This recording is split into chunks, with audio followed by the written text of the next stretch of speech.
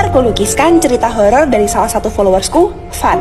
Dia adalah orang yang memiliki makhluk penjaga bernama Kivan, sosok yang meninggal di masa penjajahan Belanda. Kivan berwatak baik dan ia selalu menjaga. Namun, ada sisi gelap Kivan yang mengerikan. Saat itu, kelas 4 SD, ayah Van meninggal dunia dan hal ini membuat teman-temannya menjauhinya. Karena bullying yang berkelanjutan ini, Kivan menjadi satu-satunya teman bagi Van. Sampai suatu ketika, ada teman Van yang dengan lantang mengejek nama ayahnya sekaligus menghina kekurangannya. Saat itulah, Van seakan-akan kehilangan kesadarannya dan larut dalam amarah. Dia mencekik temannya tanpa sadar bahwa Kivan sudah merasuki tubuhnya. Ia melihat sosok Kivan dengan wajah sangat marah. Kulit putihnya berubah menjadi merah. Muncul taring di mulutnya, mata birunya memerah dan rambut hitamnya berubah menjadi putih. Saat itu kekacauan terjadi, sampai-sampai Kivan membawa tubuhnya ke dapur sekolah lalu mengambil pisau untuk memotong lidah teman Van. Dia telah melukai gadis kecil yang lemah hatinya ini. Dia harus mati, kata Kivan. Untungnya salah seorang guru berhasil menghalangi kejadian itu, sekaligus mengeluarkan Kivan dari tubuh Van. Singkat cerita, Van tidak ingat dengan apa yang terjadi setelahnya karena Kivan telah menghapus ingatannya. Makhluk penjaga. Bagaimana menurut kalian? Gue mau cerita horor, tapi sebenarnya ini tuh nggak horor-horor banget sih ceritanya. Cuma kayak gue mau cerita aja karena gue gabut. Dan gue nggak akan masukin sound-sound horor ya, karena kayak di video kemarin banyak yang bilang, Min, gak usah pakai lagu-lagu horor serem kayak gini dong. Oke, nggak akan gue masukin, ini bener-bener pure. Gak gue edit-edit nih video. Ini gue diceritain sama teman gue, jadi ini pengalaman tantenya sendiri. Jadi suatu hari tantenya ini lagi mau ke suatu gedung. Kayaknya waktu itu mau ngurusin pajak deh, gue juga agak lupa karena temen gue diceritain udah lama deh. Pokoknya mau ngurusin pajak udah lama gak kesana. Yaudah datang ke sana sekitar jam 7 jam 8, tapi sepi. Kayak seharusnya jam segitu adalah jam orang ngantor gak sih? Kayak udah seharusnya 1-2 orang udah pada ada di kantor kan, tapi itu bener-bener gak ada orang.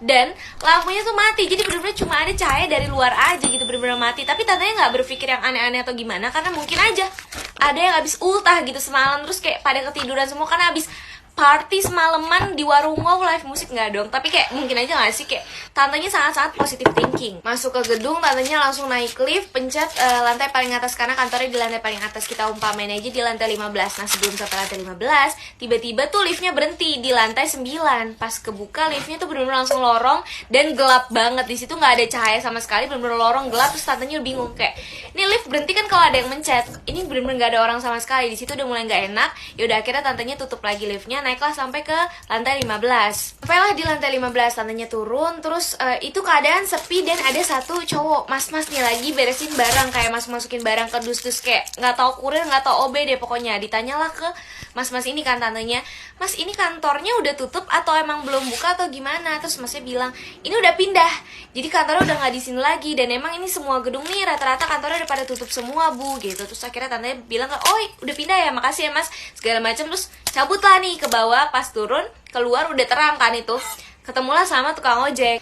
Si tukang ojek ini heran kan, kok dia keluar dari gedung ini. Terus ditanya nih sama tukang ojeknya, Mbak dari mana? Terus habis itu ditanya, oh ini pak saya tadi mau ke kantor di lantai 15 tapi dia udah tutup segala macam, diceritain. Terus tadi ketemu juga sama orang katanya udah tutup, makanya saya ke bawah lagi gitu. Terus kayak si tukang ojeknya bener-bener bingung. Terus dia bilang, loh di atas ada orang, ini kantor udah 1 tahun tutup. Tuh tantanya shock dan yang kayak, tadi dia ngomong ada orang di lantai 15 dan liftnya kenapa bisa jalan kalau udah 1 tahun gedungnya nggak dipakai, ngerti nggak sih? Kan seharusnya kayak listrik segala macam udah nggak ada, walaupun emang tadi pas masuk lampunya mati, tapi liftnya jalan cuy. Kayak itu siapa? Gue udah lama gak cerita horor, dan sambil menunggu sahur mending kita cerita horor. Kali ini gue mau cerita soal horor yang ada di pesantren ya. Setelah kemarin gue cerita gue pengen banget masuk pesantren, gue mau ceritain cerita-cerita horor yang ada di pesantren. Oke, ini kejadian pas malam hari. Ada seorang anak perempuan yang kebelet BAB ya kan. Nih jam 9 malam nih, kalau di kota emang masih terang ya kan. Gue yakin juga lu pada masih nongkrong.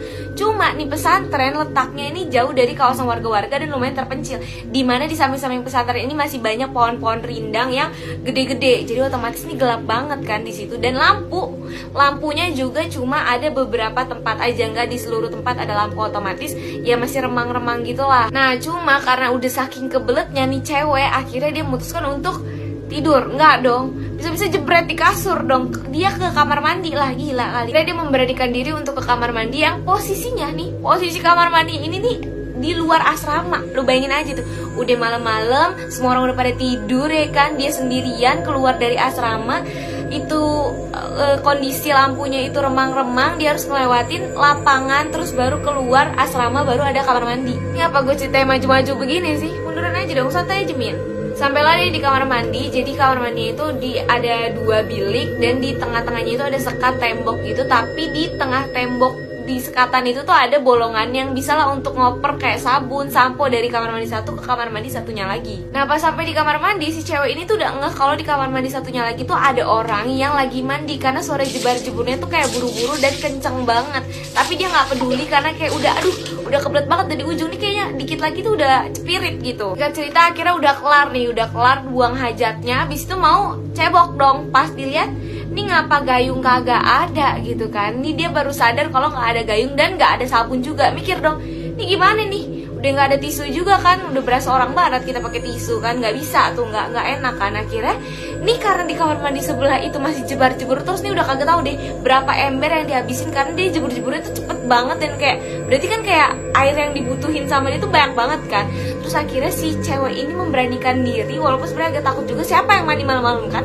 Akhirnya memberanikan diri untuk ngomong ke sebelah, boleh pinjem gayungnya nggak? Setelah dia ngomong kayak gitu, seketika bunyi cipratan jebar-jebur orang mandi itu langsung hilang, hening, dan langsung muncul suara laki-laki yang bilang, jangankan gayung, kepala aja saya nggak punya. Wah, seketika langsung lari nih cewek, nangis-nangis, nyampe kamar, temen-temennya semua langsung bangun dan kayak nanya kenapa.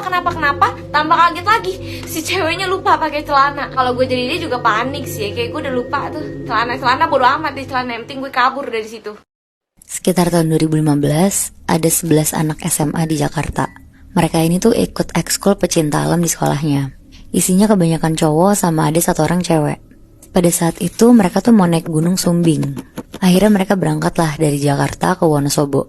Mereka sampai di pos 2 Gatakan sekitar jam 7 malam. Mereka mutusin untuk istirahat dan buka tenda di pos 2 itu. Faiz, leadernya mereka, bilang buat siap-siap buka 3 tenda. 2 tenda isinya 4 orang, sama 1 tenda isinya 3 orang. Jadi 4-4-3 posisi tendanya. Perempuan yang sendirian ini tuh namanya Nina. Dia tidur di tenda yang isinya 3 orang. Nina yang setenda sama 2 temen cowoknya itu namanya Rangga sama Adit tuh gak bisa tidur karena ngerasa kayak ada yang ngeliatin dia. Tapi Nina di situ coba meremin terus, walaupun gak bisa tidur juga. Tapi tiba-tiba Adit yang posisinya udah tidur tuh tiba-tiba ngomong, bau amis banget deh. Nina sama Rangga tuh nyautin, iya bener Dit, bau amis, nyengat banget ya. Karena mereka ngobrol sambil merem, akhirnya meleklah satu-satu, dari Adit, Rangga, terus Nina. Pas Nina buka mata terus kayak mau ngomong, Adit yang tidurnya di sebelah Nina tuh langsung nutup mulut Nina sambil ngasih gelagat tangan yang kayak nyuruh diem gitu. Ternyata Muhibi, mereka bertiga tuh ngeliat di luar tenda mereka ada nenek-nenek bungkuk jalan muterin tenda mereka. Di situ mereka takut, tapi Adit bisikin ke mereka berdua buat merem aja sampai ketiduran. Karena kalau mereka bersuara, takutnya nenek ini ganggu kan. Nah paginya Adit ngomong ke Nina buat jangan ceritain apa yang mereka lihat semalam. Dia nyuruh dikip dulu aja ceritanya sampai mereka turun gunung itu. Nah setelah udah ngumpul semua, akhirnya mereka naik ke puncak Sumbing. Sampai sana nikmatin pemandangan, kayak ada yang foto-foto, ada yang ngerokok, ada yang ngobrol-ngobrol juga. Gak lama di puncak Sumbing mereka turun ke bawah. Selama jalan ke bawah tuh si Nina bilang ke Adit kalau dia tuh merinding banget, ngerasanya kayak gak enak gitu hawanya. Tapi Adit bilang, ya namanya juga lagi di gunung Nin, santai aja, sabar. Karena Faiz paling depan, dia ngerasa perjalanan dari pos 2 ke 1 tuh jadi lebih jauh dan gak sampai-sampai. Di situ gak cuma Faiz doang yang ngerasa lebih jauh, tapi yang lain juga ngerasa kalau ini tuh waktunya lebih lama. Di sini Adit sama Rangga sebelahan jalannya. Nah pas lagi jalan, tiba-tiba di kuping kanan Adit sama di kuping kiri Rangga ada suara berat banget ngebisikin kuping mereka, terus bilang, hai. Di situ tuh mereka langsung nengok dan jadi hadap-hadapan gitu mukanya. Nah Nina yang di belakang Faiz juga ngerasa merinding terus kan dari tadi. Pas dia nengok ke kiri, ternyata dia jalan sebelahan sama nenek-nenek yang semalam dia lihat di luar tenda. Lagi senyum-senyum ngeliatin Nina sambil kayak ngemut sesuatu. Nina takut banget, tapi dia tuh beneran penasaran mau ngeliat nenek ini tuh ngemut apa. Akhirnya dia pelan-pelan ngeliatin neneknya tuh pakai ekor mata. Ternyata nenek ini tuh lagi ngemut pembalut yang isinya tuh darah semua. Oh shit.